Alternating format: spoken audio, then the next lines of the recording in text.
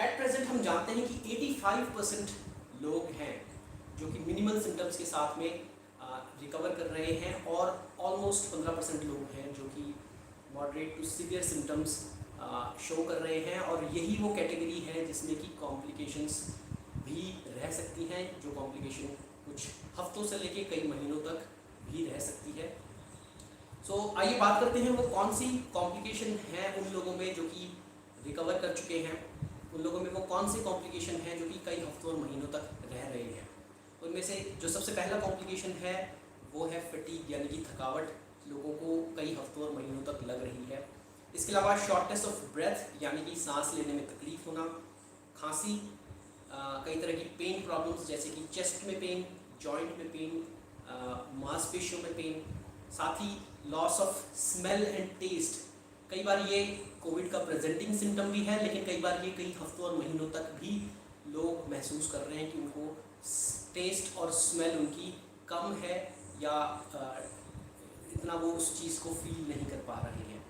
साथ ही में डिजीनेस यानी कि खड़े होने या किसी एक्टिविटी पर उसको करने में आपका सिर घूमता है या आपको चक्कर जैसा आना महसूस हो रहा है, तो ये भी एक पॉसिबल कॉम्प्लिकेशन है कोविड का। और साथ ही में मेमोरी, स्लीप प्रॉब्लम, कंसंट्रेशन में प्रॉब्लम, एंजाइटी, पीटीएसडी जैसे डिसऑर्डर्स, ये भी कोविड के केसेस में कई केसेस में कॉम्प्लिकेशन के रूप में दिखाई दे रहे हैं। तो मैं दो तरह के रिहैबिलिटेशन की बात करूंगा। वो लोग जिनमें की कॉम्प्लिकेशन मिनिमल हैं तो उनको एक शॉर्ट टर्म रिहैबिलिटेशन की ज़रूरत पड़ेगी, यानी कि 1 से 3 महीने तक आपको मेरी ये गाइडलाइंस और वीडियोस के अकॉर्डिंग आपको ये फॉलो करना चाहिए।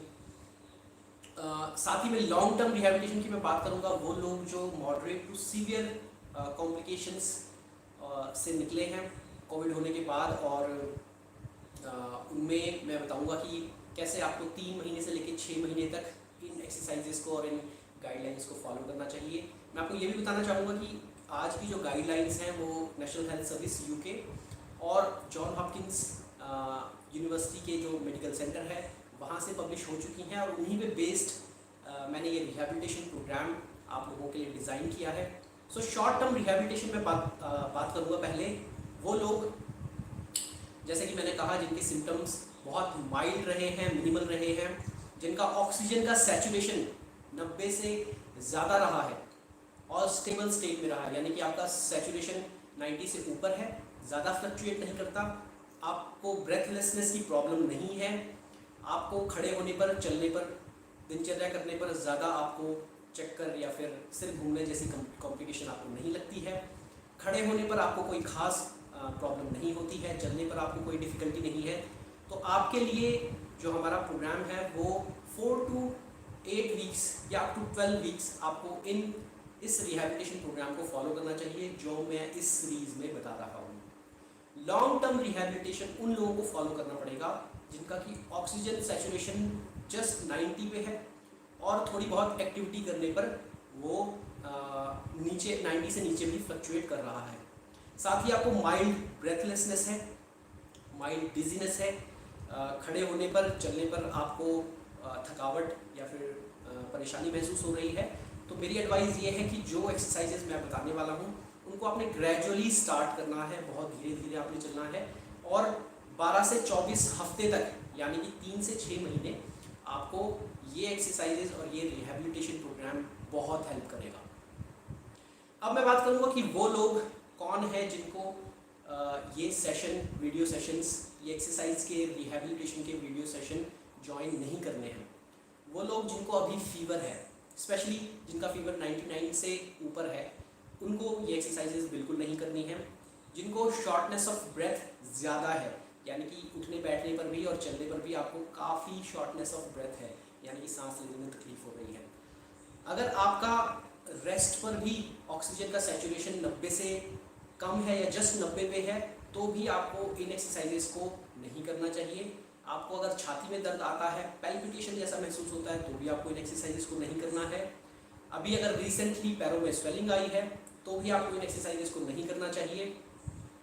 अगर आपको खड़े होने पर या चलने पर ज़्यादा चक्कर जैसा महसूस होता है, तो भी आपको इन सेशंस को फ़िलहाल नहीं करना चाहिए।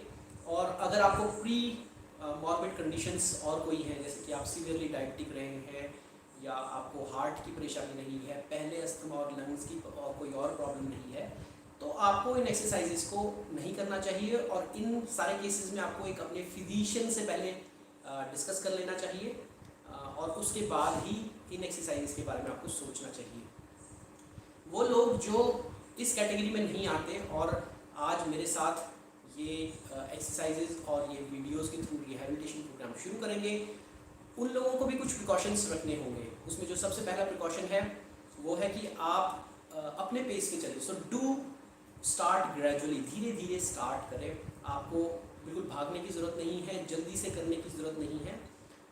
अगर आप थक जाते हैं, फटीग हो जाते हैं, तो आपको रुकना है कुछ देर के लिए, यानी कि 10-15 मिनट के लिए ब्रेक लें, चाहे आधे घंटे के लिए ब्रेक लें, और चाहे तो पूरा सेशन आप 2 हाफ में डिवाइड कर लें, सुबह और शाम में। तो थकने की ज़रूरत नहीं है। आपको ये एक्सरसाइजेज डिसकंटिन्यू करनी पड़ेगी, ये रिहैबिलिटेशन प्रोग्राम डिसकंटिन्यू करना पड़ेगा। अगर आप रेस्ट लेकर भी रिकवर नहीं करते हैं, तब भी थकावट में महसूस करते हैं, तो आपको ये प्रोग्राम डिसकंटिन्यू करना चाहिए और अपने डॉक्टर से सलाह लेनी चाहिए। वो लोग जिनका जो हाई रिस्क पे हैं या फिर जिनका ऑक्सीजन का सैचुरेशन कम रहा है, बार बार फ्लक्चुएट कर रहा है, तो मैं ये एडवाइस करूँगा कि आप शुरू में इस रिहैबिलिटेशन प्रोग्राम को फॉलो करते वक्त पल्स ऑक्सीमीटर का इस्तेमाल करें और अपना ऑक्सीजन का सैचुरेशन देखते रहें। किसी भी दौरान अगर ये 90 या उससे कम जाता है तो आपको इन एक्सरसाइजेज को और रिहैबिलिटेशन प्रोग्राम को फिलहाल नहीं करना चाहिए। तो चलिए स्टार्ट करते हैं आज का प्रोग्राम। मैं दूंगा आपको ओवरव्यू कि हम क्या क्या करने वाले हैं, कैसे कैसे हम स्टार्ट करेंगे और कैसे कैसे आगे बढ़ेंगे। तो सबसे पहले हम डीप ब्रीदिंग एक्सरसाइजेज से करेंगे स्टार्ट। वो हमारा पहला स्टेप होगा। दूसरे स्टेप में मैं आपको कुछ वेस्टिबुलर और न्यूरोलॉजिकल सिस्टम को स्ट्रेंथन करने की एक्सरसाइजेज बताऊंगा। तीसरे स्टेप में मैं कुछ जनरलाइज्ड बॉडी मूवमेंट्स आपको बताऊंगा। चौथे स्टेप में मैं आपको स्ट्रेंथ बिल्डिंग की कुछ एक्सरसाइजेज बताऊंगा। और पांचवें स्टेप में मैं आपको एंड्योरेंस इंप्रूव करने की कुछ एक्सरसाइजेज बताऊंगा। तो ये 5 स्टेप का हमारा प्रोग्राम है। इन्हीं 5 स्टेप पे मैं अपना रिहैबिलिटेशन प्रोग्राम कोविड के पेशेंट्स के लिए प्रिपेयर कर रहा हूँ, बना रहा हूँ। सो अगर आप कोविड से रिकवर कर रहे हैं और अगर आपको कोविड के कॉम्प्लिकेशंस हैं या सिम्टम्स आपके ठीक हो गए हैं, लेकिन किसी तरह की शॉर्टनेस ऑफ ब्रेथ और फटीग जैसे सिम्टम्स से आप सफ़र कर रहे हैं, तो आप हमारे बेसिक टू एडवांस प्रोग्राम में पार्टिसिपेट कर सकते हैं। आज के वीडियो के बारे में कोई भी आपका फीडबैक हो, आप क्वेश्चन हो, तो नीचे कमेंट बॉक्स में हमको लिख कर भेज सकते हैं और पोस्ट कर सकते हैं। तो चलिए शुरू करते हैं आज का सेशन और हम शुरू करेंगे डीप ब्रीदिंग एक्सरसाइजेस से।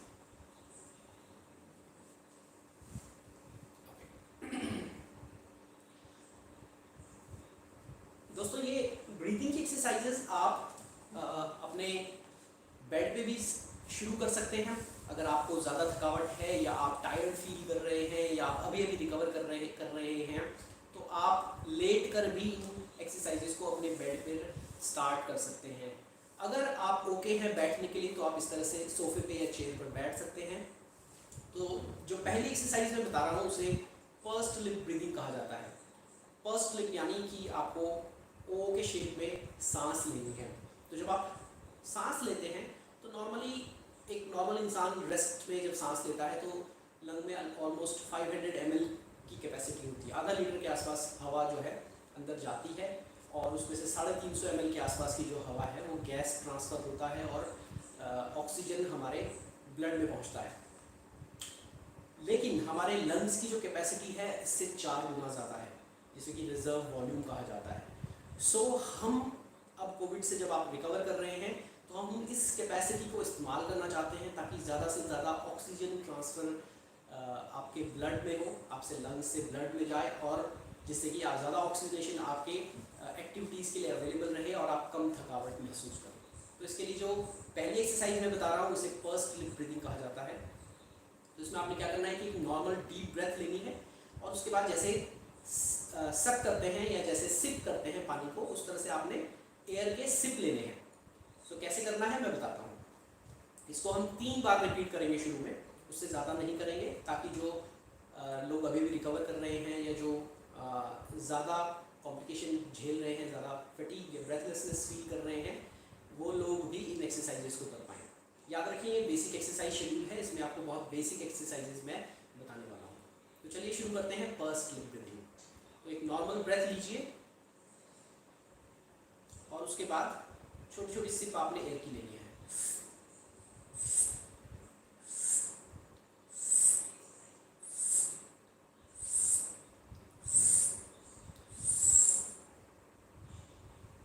एक सेकंड रोकना है और छोड़ देना है। इसको हम दोबारा रिपीट करेंगे।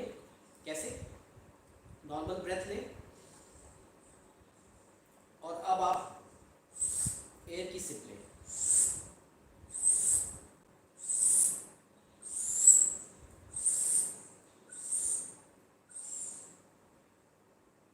एक सेकंड रोकें।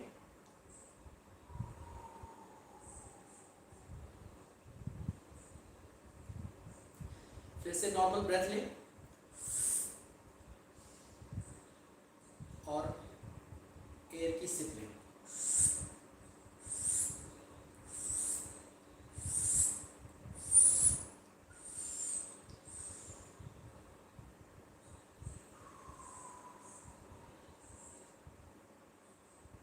जिन लोगों को ब्रेथलेसनेस ज़्यादा है वो 2 से 3 सिप ही लेने की कोशिश करें। हो सकता है उसके कारण आपको खांसी आए या हो सकता है उसके कारण आपको ब्रेथलेसनेस लगे, इसलिए ज़्यादा एयर की सिप लेने की कोशिश ना करें। वो लोग जो नॉर्मल फील कर रहे हैं, जिनको ज़्यादा ब्रेथलेसनेस या फिर कफ नहीं है, उन लोगों को वो 4 से 6 8 सिप भी एयर की ले सकते हैं। तो ये थी हमारी पहली एक्सरसाइज जिसे पर्स्ड लिप ब्रीथिंग कहा जाता है। इसको आप ग्रेजुअली करें। अगर बीच में आपको आधा मिनट देने की ज़रूरत पड़ती है ईच एक्सरसाइज के रेपिटेशन के बीच में, तो वो आप आराम से ले सकते हैं। तो चलिए शुरू करते हैं अब दूसरी एक्सरसाइज। जो दूसरी एक्सरसाइज डीप ब्रीथिंग की हमारी है वो है ब्रेथ काउंट।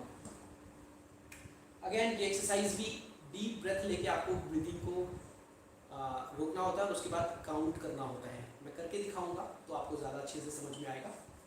एक नॉर्मल इंसान जब डीप ब्रेथ लेता है और कंटिन्यूस काउंट करता है तो 50 से और 100 के बीच में काउंट कर सकता है। तो चलिए मैं दिखाता हूँ कैसे।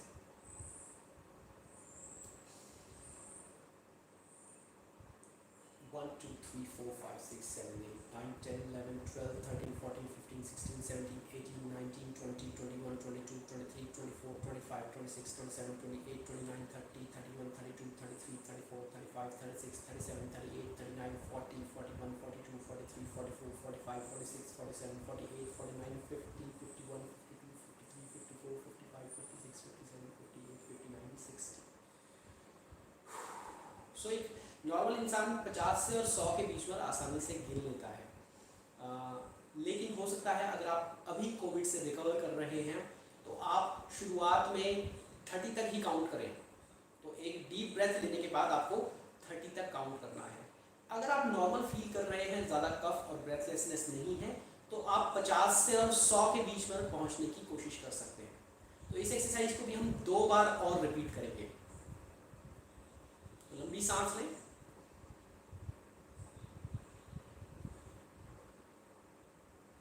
1 2 3 4 5 6 7 8 9 10 11 12 13 14 15 16 17 18 19 20 21 22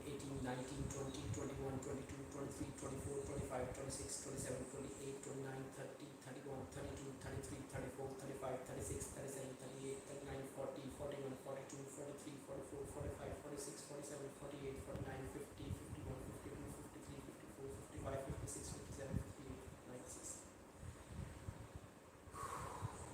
2-3 डीप ब्रेथ आप ले सकते हैं।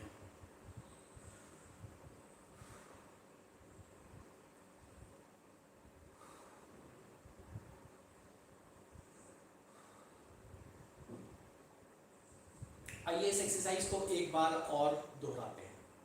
तो पहले गहरी सांस लेंगे, काउंट करना शुरू करेंगे। 1 2 3 4 5 6 7 8 9 10 11 12 13 14 15 16 17 18 19 20 21 22 23 24 25 26 27 28 29 30 31 31 32 33 34 35 36 37 38 39 40 41 42 43 44 45 46 47 48 49 50 51 52 53 54 55 56 57 58 59 60। 40, 40, 41, 42, 43, 44, 45, 46, 47, 48, 49, 50, 51, 52, 53, 54, 55, 56, 57, 58, 60, 60, 61, 62, 63, 64, 65, 66, 67, 68, 69, 70।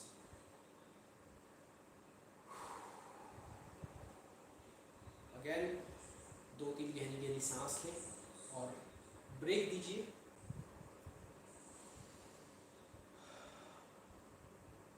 तो जब ये डीप ब्रेथ आप लेते हैं और छोड़ते हैं तो आप अपनी एब्डोमिनल मसल्स का इस्तेमाल कर रहे हैं, जो कि बहुत पावरफुल एक्सपायरेटरी मसल है, यानी कि आपकी लंग से पूरी हवा को बाहर की ओर धकेलती है। और इसके बाद जब आप डीप ब्रेथ लेते हैं तो जो आपका रिजर्व वॉल्यूम है लंग का, उसको आप पूरी तरह से इस्तेमाल करते हैं। तो ये 2 एक्सरसाइजेज हमने डीप ब्रीदिंग एक्सरसाइजेज में की। और अब हम आगे बढ़ेंगे दूसरे पार्ट पर, जो है वेस्टिबुलर और न्यूरल सिस्टम के लिए। तो कोविड की रिकवरी के बाद कई लोगों को कन्फ्यूजन या कंसंट्रेशन में प्रॉब्लम या मेमोरी में दिक्कत और साथ ही एंजाइटी और डिप्रेशन जैसे सिम्टम भी महसूस हो रहे हैं। ये क्लियरली पता चल गया है। मायो क्लिनिक की लिस्ट पर जो कॉम्प्लिकेशन पड़े हैं उनमें memory problem, concentration, anxiety disorder और PTSD जैसे डिसऑर्डर सारे लिस्टेड हैं। तो इनको इम्प्रूव करने के लिए हम डिफरेंट मेमोरी गेम्स का इस्तेमाल कर सकते हैं, साथ ही न्यूरल सिस्टम को एक्टिवेट करने की कोशिश कर सकते हैं, जिसमें कि एक तरीका ये है कि हम वेस्टिबुलर सिस्टम को एक्टिवेट करें। तो वेस्टिबुलर सिस्टम को हम कैसे एक्टिवेट करेंगे? जब आप अपनी आँखों की मूवमेंट करते हैं या हेड की मूवमेंट करते हैं या इवन स्पाइन की मूवमेंट करते हैं तो आपका वेस्टिबुलर सिस्टम एक्टिवेट होता है। तो चलिए शुरू करते हैं आँखों की मूवमेंट से, क्योंकि हम बेसिक एक्सरसाइज कर रहे हैं, इसलिए हम आज बहुत बेसिक आँखों की मूवमेंट करेंगे। इसमें हम 5 बार ऊपर और नीचे देखेंगे विदाउट अपने हेड को मूव किए हुए। तो चलिए शुरू करते हैं। तो पहली एक्सरसाइज है जिसमें हमने 1 सेकंड में ऊपर देखना है और 1 सेकंड में नीचे देखना है। 2 डाउन, 3 डाउन, 4 डाउन, 5 डाउन। दोस्तों, वो लोग जो डिजीनेस जैसे सिम्टम महसूस कर रहे हैं या कॉम्प्लिकेशन महसूस कर रहे हैं, तो हो सकता है उन लोगों को 1 सेकंड में ऊपर और नीचे देखने में सिर घूमना जैसा महसूस हो। तो आप इस एक्सरसाइज को और ग्रेजुअली करें, धीरे धीरे धीरे धीरे ऊपर देखें, धीरे धीरे धीरे धीरे नीचे देखें। याद रखें केवल आंखों की मूवमेंट ऊपर और नीचे है। दूसरी एक्सरसाइज जो है उसमें हमने लेफ्ट और राइट देखना है 5 बार। तो चलिए शुरू करते हैं। धीरे धीरे धीरे धीरे लेफ्ट देखें, धीरे धीरे धीरे धीरे राइट देखें, धीरे धीरे धीरे धीरे लेफ्ट देखें और राइट देखें, left right, left right, left and right. ये दोनों एक्सरसाइजेस हम एक और बार रिपीट करेंगे। पहले ऊपर और नीचे देखेंगे 5 बार। तो धीरे धीरे धीरे धीरे ऊपर देखें और धीरे धीरे धीरे नीचे देखें। 1 up and down, 2 up down, 3 up down, 4 up down, 5। आधे मिनट का ब्रेक लें।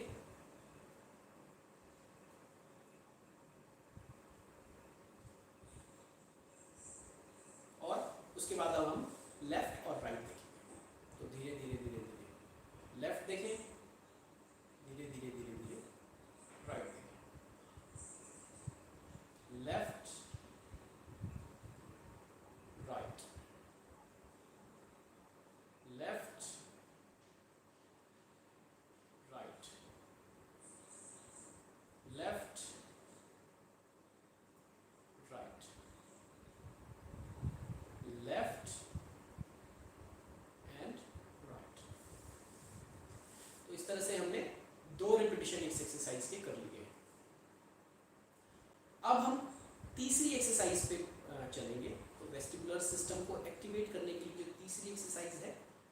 सिंपल बेड रोल है, यानी कि बिस्तर पे सीधे लेटे रहना, उसके बाद बाईं करवट से दाईं करवट मुड़ना और दाईं करवट से बाईं करवट मुड़ना। तो इन एक्सरसाइजेस को आप बहुत ग्रेजुअली करेंगे, धीरे धीरे करेंगे, स्पेशली वो लोग जिनको कि सिर घूमना या चक्कर आना या फिर ज़्यादा कमज़ोरी जैसे सिम्टम या कॉम्प्लिकेशन महसूस हो रहे हैं, तो वो बहुत ग्रेजुअली बहुत धीरे से इन एक्सरसाइजेस को करेंगे और केवल 3 बार ही हम इस एक्सरसाइज को रिपीट करेंगे।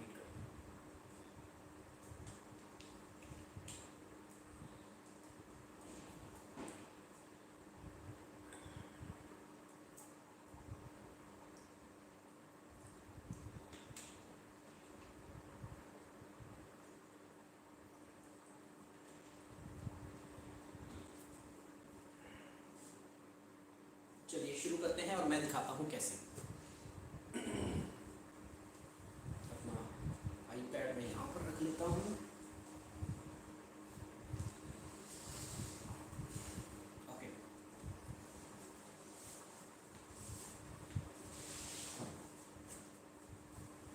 तो इस तरह से आपने बेड पे लेट जाना है। आप अपने घुटना चाहे तो बेंड कर लें या चाहे तो आप बेड पर सीधा भी रख सकते हैं। यहाँ पर इस सोफे पे जगह इतनी ही है, तो मैं अपने घुटने जो है बेंड करके रखूँगा। आई होप आप लोग मुझे देख पा रहे हो।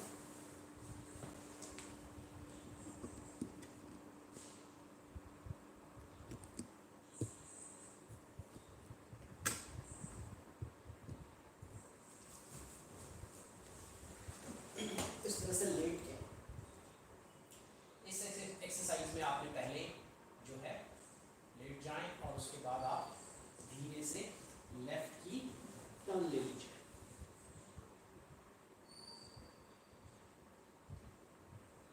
एक या दो डीप ब्रेथ लेने के बाद आप धीरे से राइट की टर्न ले लीजिए।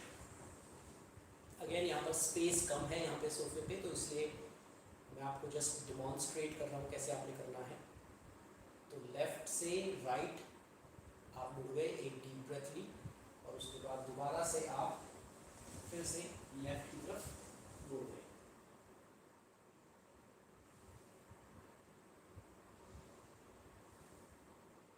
और उसके बाद आप राइट की तरफ मुड़ गए। ध्यान रखिए, पहले आप आईज मूव कीजिए, उसके बाद हेड मूव कीजिए और उसके बाद लास्ट में आप अपनी बॉडी, पूरी बॉडी को मूव कीजिए। मैं जानता हूँ मैं आधा दिखाई दे रहा हूँ, पूरी तरह से नहीं दिखाई दे रहा हूँ, बट आई एम श्योर कि अगर आप वीडियो देख रहे हैं तो आप समझ पा रहे होंगे कि मैं क्या कर रहा हूँ। अगेन राइट से लेफ्ट की करवट लीजिए,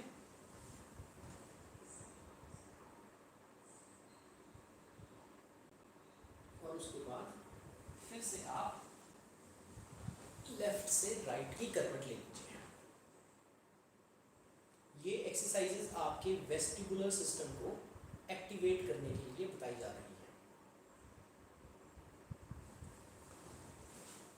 एक या आधा मिनट का ब्रेक लेने के बाद आप उठकर बैठ सकते हैं। सो ये थी वेस्टिबुलर और न्यूरल सिस्टम को एक्टिवेट करने के लिए एक्सरसाइजेस। तो चलिए आगे बढ़ते हैं। अब मैं बताता हूँ वो जनरल बॉडी मूवमेंट्स कौन सी हैं जो आप अपने बेड पर ही कर सकते हैं, घर में ही कर सकते हैं। कैसे उन एक्सरसाइजेस को, उन बेसिक जनरल बॉडी मूवमेंट्स को आपको करना है। याद रखें ये सारे 5 कंपोनेंट बहुत इंपॉर्टेंट हैं। तो जनरलाइज बॉडी मूवमेंट आपके लिए इंपॉर्टेंट है क्योंकि इनका इस्तेमाल हम पूरे दिन अपनी दिनचर्या को पूरा करने में करते हैं। उठने बैठने पे, बाथरूम यूज़ करने पे, कपड़े पहनने में, किचन का काम करने में। तो जो मोस्ट बेसिक घर के फंक्शन हैं उनमें भी रिहैबिलिटेशन की इसीलिए ज़रूरत पड़ती है क्योंकि आप चाहते हैं कि पूरी तरह से फिट होकर अपने घर के काम काज भी आप पूरा कर लें और अपना आउटडोर भी एक्टिविटी बाद में आप पूरी तरह से कर पाएँ। तो इसलिए इन एक्सरसाइजेस का बहुत बड़ा रोल है। तो ये जनरलाइज्ड एक्सरसाइजेस जो हैं, चलिए शुरू करते हैं और मैं बताता हूँ आपको कैसे करनी है।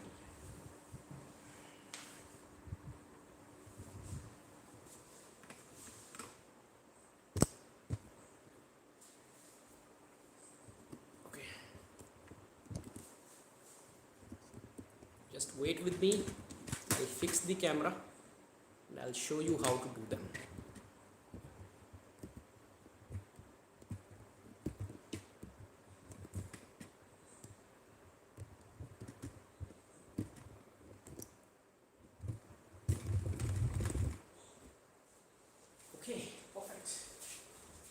wear my shoes.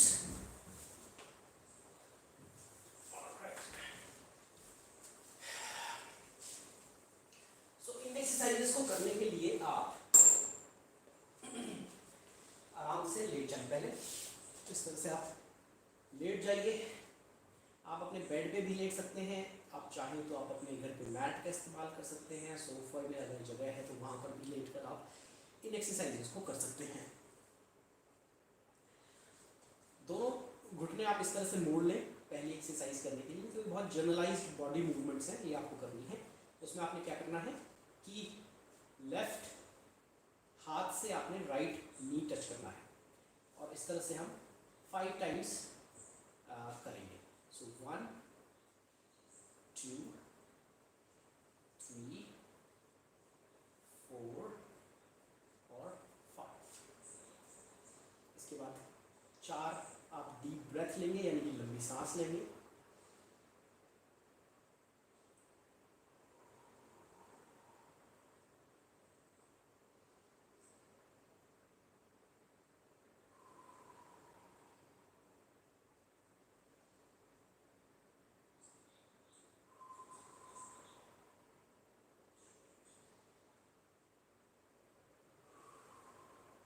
और एक रेपिटेशन ऑफ इन एक्सरसाइज का दोबारा से 5 बार करेंगे।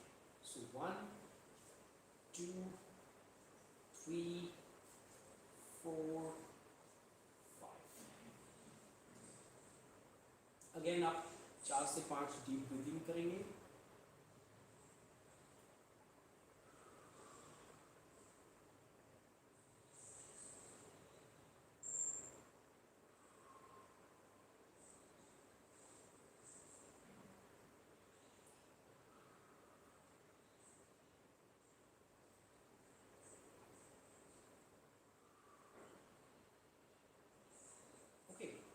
Well done. अगर आपने एक्सरसाइज की है तो ये बहुत बेसिक जनरलाइज्ड बॉडी मूवमेंट्स हैं जिनको आपको करना है।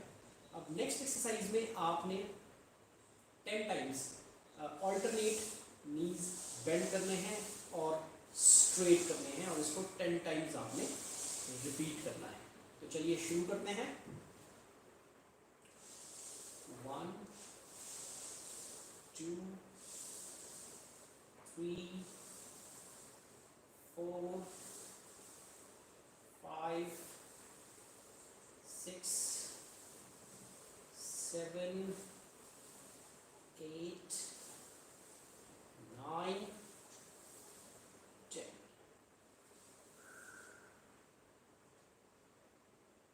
4-5 लंबी लंबी सांस लें।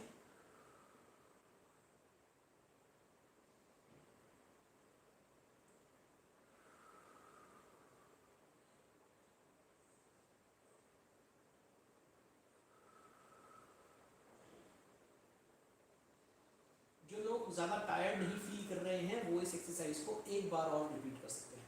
तो चलिए शुरू करते हैं एक और बार। 1 2 3 4 5 6 7 8 9 10।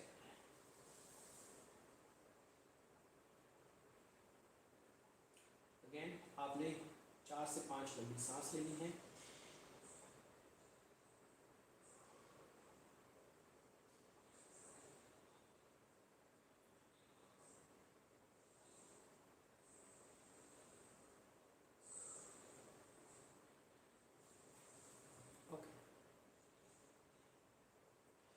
अब नेक्स्ट एक्सरसाइज में हम ब्रिजिंग करेंगे, यानी कि अपने हिप को ऊपर उठाएंगे, 1 सेकंड के लिए मात्र रोकेंगे और नीचे लेंगे। इस एक्सरसाइज को हमने 5 टाइम्स रिपीट करना है। तो अपने हिप को आपने ऊपर उठाना है और 1 सेकंड रोकना है, ग्रेजुअली नीचे लाना है। 1। दोनों एड़ियां आप मिला के रख सकते हैं ताकि आपकी ग्लूटियस मसल्स और अच्छे से काम करें। 2 3 4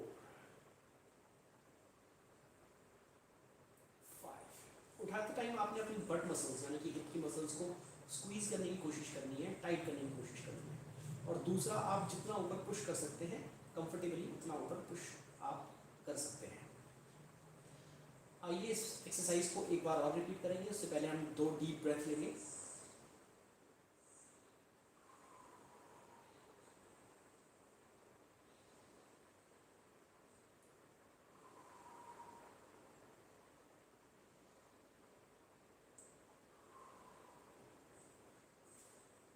और अब हम फिर से 5 बार ऊपर उठाएंगे। सो हिप स्क्वीज करें, एड़ियां मिला के 1 सेकंड रोकें। 1 2 3 4 5। अगेन आप 4 से 5 लंबी ब्रेथ लें।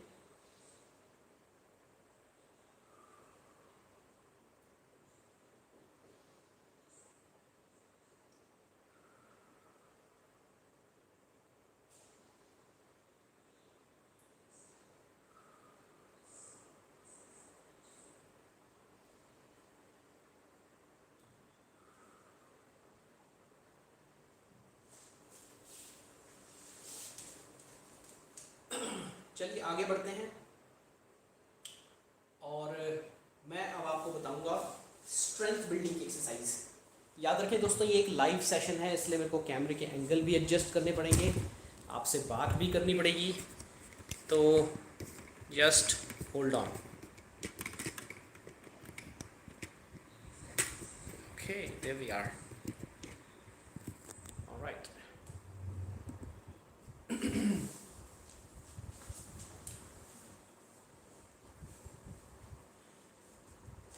तो स्ट्रेंथ बिल्ड करने के लिए जो हम एक्सरसाइज आज शुरू कर रहे हैं बहुत ही बेसिक एक्सरसाइज है।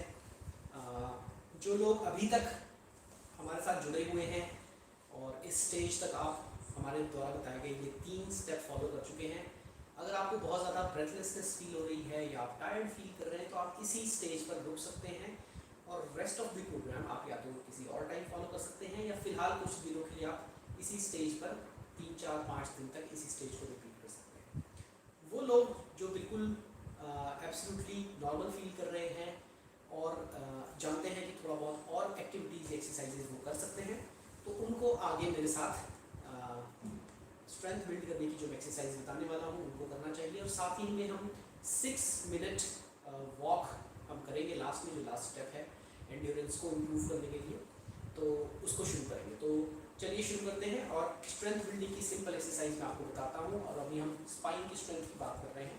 सो जो ये एक्सरसाइज है इसमें आपने सिंपली अपने दोनों हाथ सिर के पीछे रख लेने हैं और अब आपने आगे बेंड करना है, अपने नीज को टच करने की कोशिश करनी है और ग्रेजुअली ऊपर उठना है और छत पे देखने की कोशिश है।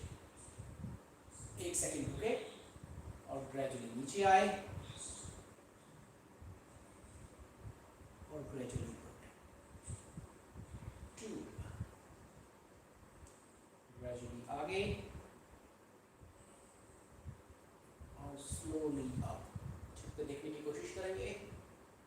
3, नीचे और ऊपर, 4, नीचे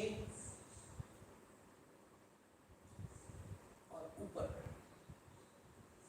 5। वेट करें थोड़ी देर के लिए, आधे मिनट का ब्रेक लें और डीप ब्रीथिंग करें। तो लंबी सांस लें,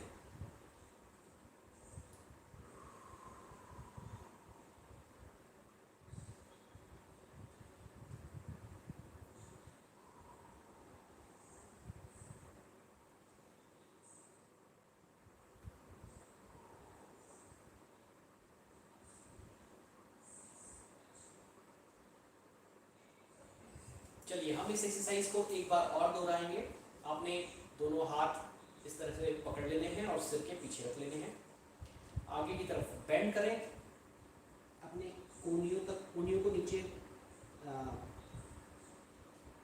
अपने नीज तक पहुंचाएं और उसके बाद ग्रेजुअली ऊपर देखें। 2,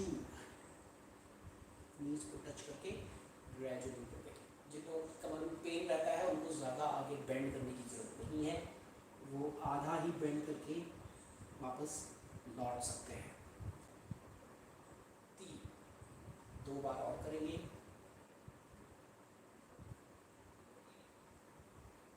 4,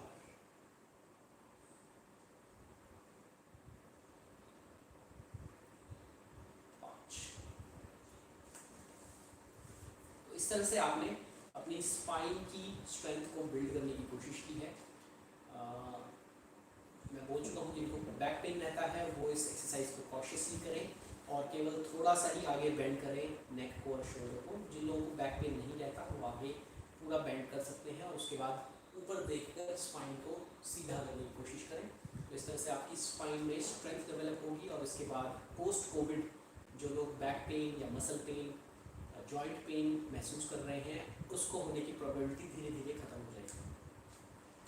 अब जो हमारा आगे का और लास्ट स्टेप है वो है 6 मिनट की वॉकिंग। दोस्तों 6 मिनट की वॉकिंग मैं बहुत केयरफुली इसको 6 मिनट की वॉकिंग बोल रहा हूँ क्योंकि इसको 6 मिनट वॉक टेस्ट बोला जाता है। जब भी आप कार्डियोलॉजी के लिए की टेस्टिंग के लिए जाते हैं, कार्डियो रेस्पिरेटरी प्रॉब्लम्स से जूझ रहे जो लोग होते हैं जैसे कि चेस्ट की कंडीशन से और हार्ट की कंडीशन से, तो कार्डियक रिहैब में या कार्डियोलॉजिस्ट के अंडर में इस टेस्ट को कई बार किया जाता है। तो हम इस टेस्ट में ये देखने की कोशिश करते हैं कि एक नॉर्मल पेस पर आप 6 मिनट चल पा रहे हैं या नहीं चल पा रहे हैं। टाइम इसमें नोट करना होता है। तो जब आप ये एंड्योरेंस बिल्ड करने की एक्सरसाइज करेंगे इसको हम टेस्ट की तरह भी करेंगे और आप अपना टाइम नोट करेंगे। उस टाइम के अकॉर्डिंग मैं बताऊंगा अगर आपने 2 मिनट कर पाए हैं, 4 मिनट कर पाए हैं और 6 मिनट कर पाए हैं तो उसका आपके लिए और आपकी रिकवरी के लिए कितना सिग्निफिकेंस है। तो आधे मिनट का हम ब्रेक देंगे, वाटर ब्रेक लेंगे, पानी पियेंगे 2 घूंट और उसके बाद हम इसको शुरू करेंगे।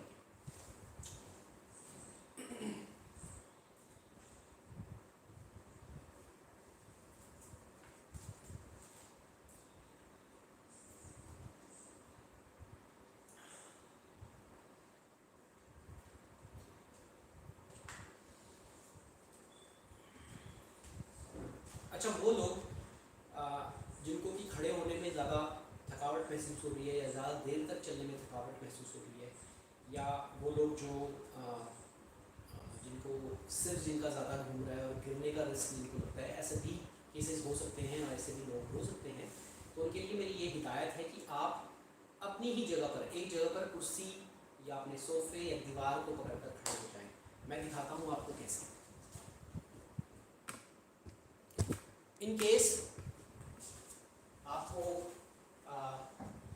चक्कर जैसा महसूस हो रहा है या फिर आप ज़्यादा थकावट फील कर रहे हो या खड़े होने पर ज़्यादा थकावट महसूस हो रही है, तो आप सोफे को या कुर्सी को पकड़ के खड़े हो सकते हो और इवन दीवार को पकड़ के आप खड़े हो सकते हो। सो इस तरह से खड़े होकर आप केवल एक ही जगह पर मार्च पास्ट करें और इसको आप 5 से 6 मिनट करने की कोशिश करें। मैं उन लोगों को जिनको ज़्यादा वीकनेस है उन लोगों को पुश नहीं कर रहा हूँ इसको करने की। आप लोग थोड़ा रेस्ट लेके या कुछ टाइम वेट करके इन एक्सरसाइजेस को कर सकते हैं। 6 मिनट वॉक टेस्ट को कर सकते हैं, लेकिन 6 मिनट वॉक टेस्ट एक एक्सेलेंट टूल है जिससे हम बता सकते हैं कि आपकी कार्डियो रेस्पिरेटरी एफिशिएंसी किस लेवल पे है। तो जब आप इस 6 मिनट वॉक टेस्ट को करें उसके बाद आपने नोट करना है और कमेंट बॉक्स में नीचे कमेंट करना है कि आप इतनी देर विदाउट थके हुए, विदाउट ब्रेथलेसनेस और विदाउट इंटरप्शन आप इतना चल पाए। तो चलिए शुरू करते हैं हमारा 6 मिनट का वॉक टेस्ट। तो मैं कैमरा सेट करूंगा यहाँ पर।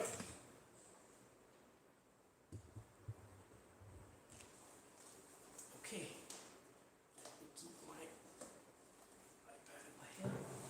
इसमें हम टाइम नोट कर लेंगे। अभी 5:47 हो रहे हैं। ओके, और हम अपना 6 मिनट वॉक टेस्ट कहीं पर भी आप कर सकते हैं, घर के अंदर जहाँ पे आपको जगह मिले, जहाँ पर आप विदाउट इंटरप्शन चल पाए, वहाँ पर आप इस 6 मिनट वॉक टेस्ट को शुरू कर सकते हैं। तो हम टेस्ट शुरू कर रहे हैं। अब उसमें आपने सिंपल चलना है,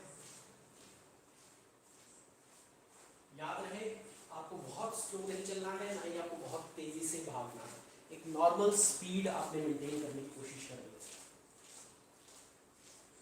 अगर आपके पास हाथ में मोबाइल है उसमें आप टाइमर लगा सकते हैं और टाइमर के अकॉर्डिंग या स्टॉप वॉच के अकॉर्डिंग आप इस 6 मिनट वॉक टेस्ट को कर सकते हैं। मैं अपने आईपैड में देख रहा हूँ टाइम को।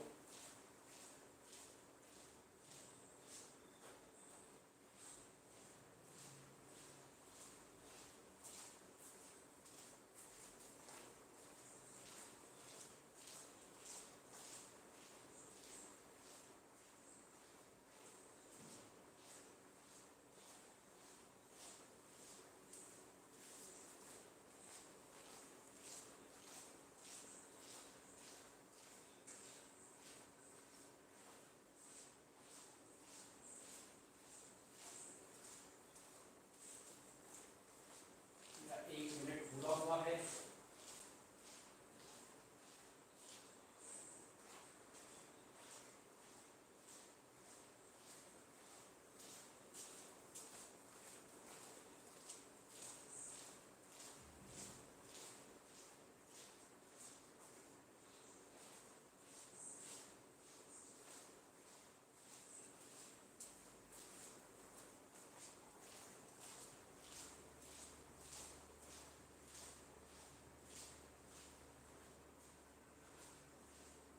याद रखिए इसमें 3 कारणों से आपको रुकना है। अगर आप ज़्यादा ब्रेथलेसनेस फील कर रहे हैं तो आप रुक सकते हैं।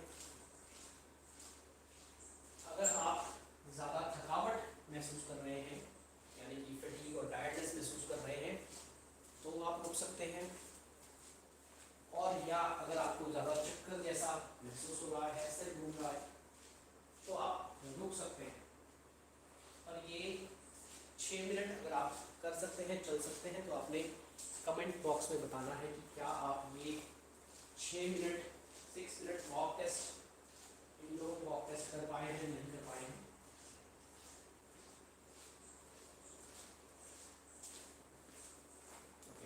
मेरे 3 मिनट पूरे हुए हैं, 50% टाइम पूरा हो गया है और 50% टाइम और बचा हुआ है।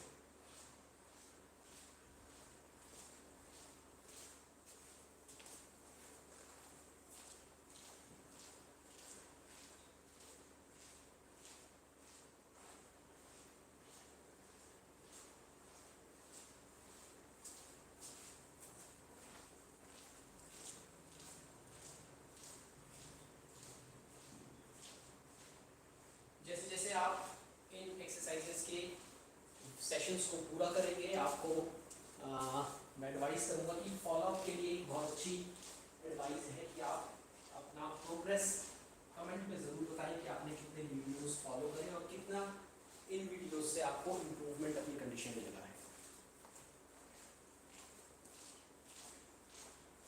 4 मिनट पूरे हो गए हैं।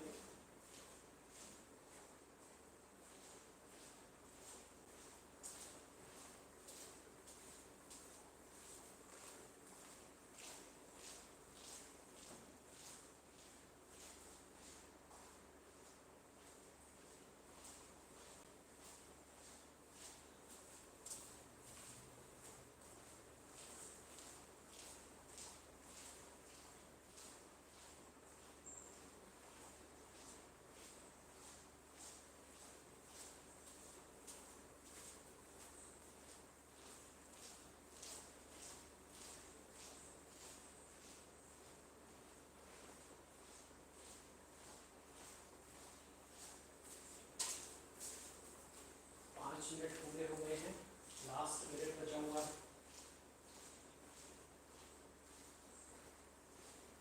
याद रखें ज़्यादा थकावट या सिर घूमना या ब्रेथलेसनेस अगर आपको फील हो रही है तो आपको इसको पूरा करने की जरूरत नहीं है। ग्रेजुअली आप मूव करें, आप केवल टाइम नोट कर लें कितनी देर चल पाए हैं और उसको आपने कमेंट में नीचे पोस्ट करना है।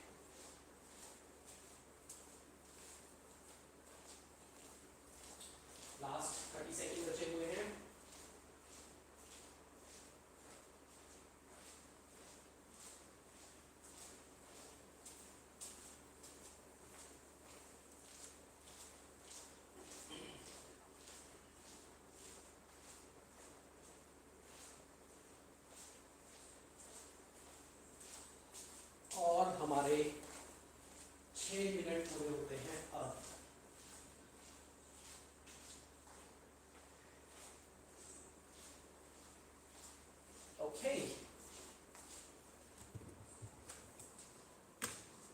सबको मैं यहाँ पर लेके आता हूँ।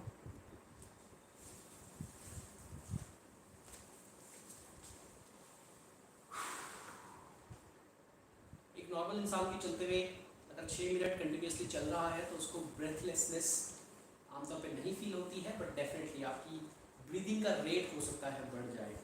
सो तो हो सकता है आपका ब्रीदिंग का रेट बढ़ जाए।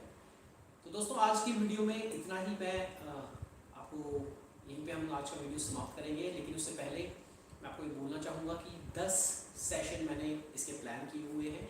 कोविड में आपने अपनी रिकवरी कैसे करनी है, इसमें हम 5 बहुत इंपॉर्टेंट एस्पेक्ट को डील कर रहे हैं।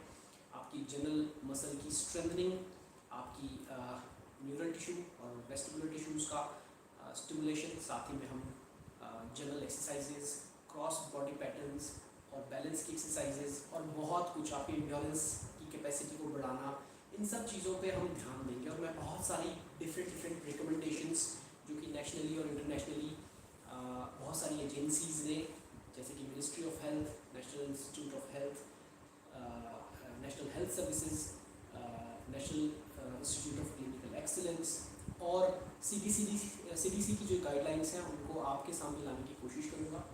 तो होपफुली आप कोविड के बाद अपनी पूरी रिकवरी करने में पूरी तरह से सफल होंगे और इन रिहैबिलिटेशन प्रोग्राम का आपको बहुत फ़ायदा मिलेगा।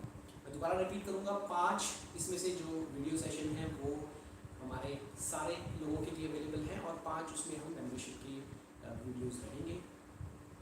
साथ ही मैं ये बताना चाहूँगा कि जैसे जैसे आप अपना फॉलोअप करेंगे, आपने अपने रिकवरी के बारे में, अपने परफॉर्मेंस के बारे में नीचे कमेंट बॉक्स में ज़रूर कमेंट करना है, ताकि मुझे पता चलता रहे कि आप किस तरह से फॉलो कर पा रहे हैं, कितने वीडियो फॉलो कर पा रहे हैं और ईच सेशन के बाद आप कितना इम्प्रूवमेंट फील कर रहे हैं। मैं डूज़ और डोंट्स बता चुका हूँ। वो लोग जो बहुत ज़्यादा ब्रेथलेस फील कर रहे हैं या फीवर जिनका भी पूरी तरह से ठीक नहीं हुआ है, ज़्यादा डिजीनेस है या प्री मॉर्बिड कंडीशन पहले से है, उन लोगों को इन एक्सरसाइजेस को या तो टेम्परेरी नहीं करना चाहिए, अपने डॉक्टर्स की सलाह से करना चाहिए, या फिर उन लोगों को बहुत ग्रेजुअली इन एक्सरसाइजेस को स्टार्ट करना चाहिए अपनी डॉक्टर की एडवाइस के अंदर। सो आज की वीडियो में इतना ही। तब तक के लिए इजाज़त चाहूँगा। अब मैं आपके पास दोबारा आऊँगा परसों, यानी कि ऑल्टरनेट डे पे सेशन रहेंगे। सो ये 10 सेशन ऑल्टरनेट डे के रहेंगे, तो 20 to 22 डेज़ हमको इन 10 सेशन को कंप्लीट करने में लगेंगे। सो I hope to see you again and keep moving, keep fit, stay healthy. मैं हूँ विवेक गौड़। Bye bye.